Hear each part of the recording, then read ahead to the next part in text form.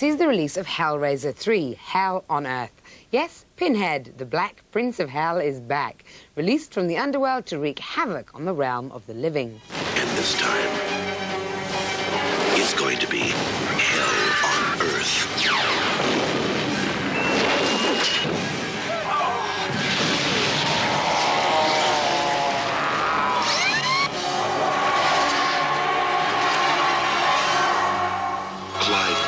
Presents Hellraiser 3, Hell on Earth. Arriving on Earth inside a grotesque brass statue, the Pillar of Souls, Pinhead is trapped in a deep slumber.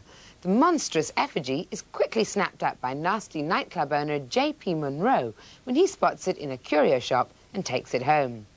All is well until he accidentally drops some blood on it, which stirs Pinhead from his sleep. Oh, how touching.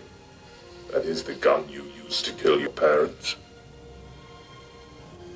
Oh, I understand. Their fortune was so tempting, their affection so conditional. What else could you do?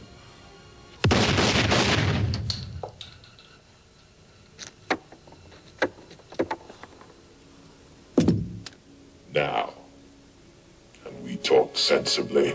Alive, but still trapped in the statue, Pinhead is hungry for the human blood, which will ultimately release him from his prison. So he cuts a deal with his greedy savior, human sacrifices for rewards beyond compare. A couple of sacrifices later, he breaks free from hell and proceeds to terrorize the streets.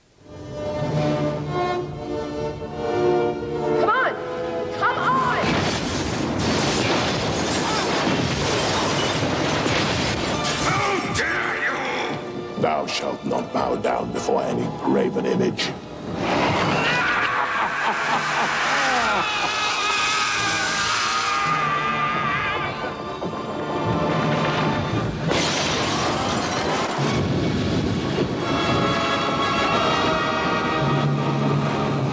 I am the way. If you're a fan of horror, which admittedly I'm not, then Hellraiser 3 doesn't put a foot wrong. Easily the best of the three, it is to Hellraiser what Aliens was to Alien. And with the cinematic death last year of that other classic horror villain, Freddy, Pinhead is definitely the new heir to the horror throne. And as if to prove my point, there are plans for another 3 Hellraiser movies. Don't these guys ever know when to quit? Jesus Christ! Not quite. And can you believe it? I've been brave enough to let Pinhead into the studio with me. Next thing you know, I'll be skydiving. Mind you, he is in the infinitely less horrific guise of Doug Bradley. Doug, you've been playing Pinhead since the first Hellraiser film. There are now obviously 3. How do you explain his kind of meteoric rise to the important position he's in today in Hellraiser 3?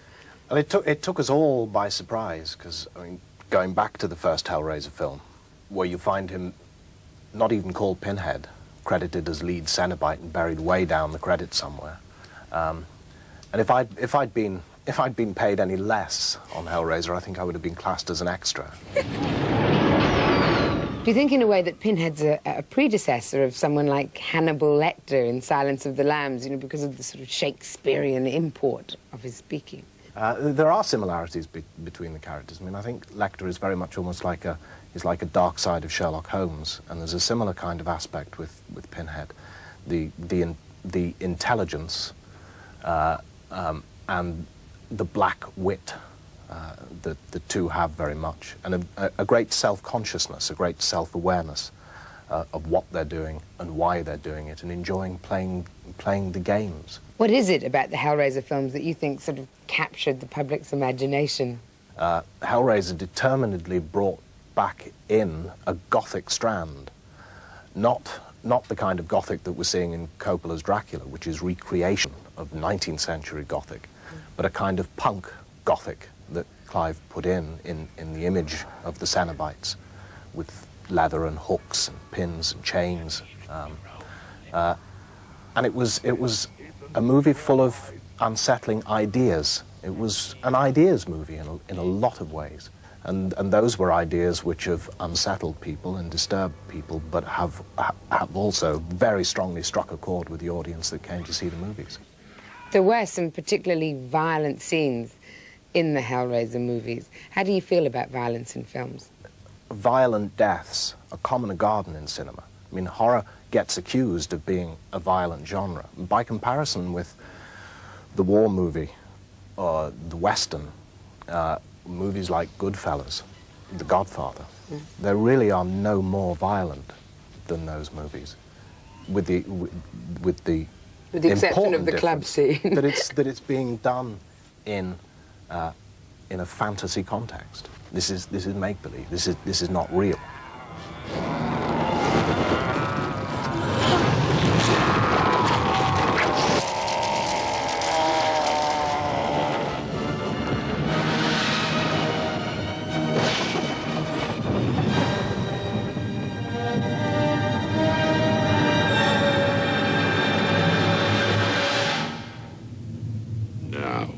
Where were we?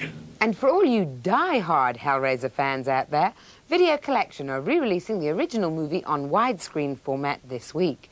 You can see it in its original gory glory. And there's great news for collectors.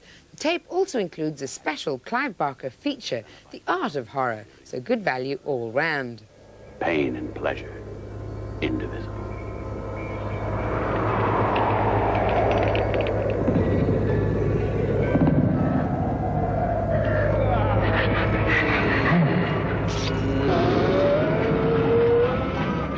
The trademark of the Hellraiser series is undoubtedly its incredible makeup effects.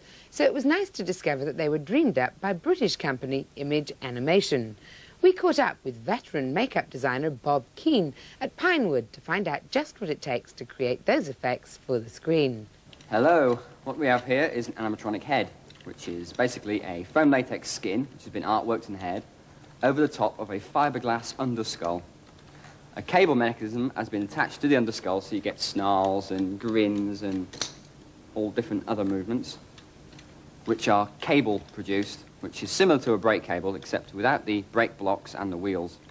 It's just a push-pull. So when the levers are pushed forward, you get a grin, or pulled back, you get a snarl, or twist it, you get like grins and all different other movements. The first thing that happens at Image Animation is obviously the script. You can do a little bit of work without a script, but without a script, you're lost. So the first thing you look for is the special effects in the script. So the script will come in and it will be marked up in a series of just where you think an effect is. And quite often you can get what you think is an effect wrong. It's just into interpretation. If it's a creature that's going to be solely created from something we've come up with and we're going to do something that doesn't have to have a human features, then the sky's the limit. We can start opening it up, and the full-size sculpt will be sculpted up almost immediately. We'll make a steel armature, and then over that, the sculpt will happen. Then there's a whole bunch of technical things happening. We have to mould either version of the creatures, has to be moulded. At the same time, someone will be thinking about the mechanics to go inside these creatures, the eyelid movements, the blinks, the eyebrows, what movements they will need, how best to portray those movements to the outside world. We put a bowl cap on the actor, grease down his eyebrows, and leave the nose area free, and cover the entire head in alginate. That's strengthened with plaster bandage. When that's gone off, we carefully remove it, seal up the seam at the back that you leave, and you fill it with plaster. When the plaster's dry, you've got an almost perfect copy of the actor. You're then sort of chasing two areas. You've now started two areas off. The mould making will be finished, the mechanics will be underway, and the foam, which is foam rubber, which is the basis of our entire creatures, is the skin. If we didn't have foam rubber, we'd be in major trouble, because there's nothing as soft and as stretchy as foam. Nothing moves like skin as much like it.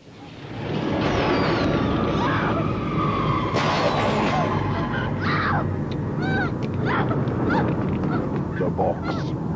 You opened it. We came. It's just a bubble box! Oh no. It is a means to summon us. Who are you? Explorers in the further regions of experience. Demons to some. angels to others. On average, we get 2 months now, 8 weeks prep on a movie. Now, sometimes that could be plenty, but when you're doing a movie like Hellraiser 3, when there are over 300 different effects in the film, that can be nowhere near enough time. So you're constantly approaching the film when the point you start shooting, you're still prepping the film. Now, sometimes that's okay. With most films, that's fine, because there's a lead-in time where there's no effects, or there's very little effects. With a film like Hellraiser 3, there was never a single day of shooting there wasn't an effect. Our blood formula is syrup, similar to golden syrup, which you can buy in a can, food colouring, and the smallest amount of something like fairy liquid, detergent. That's it. You can buy that anywhere in the world.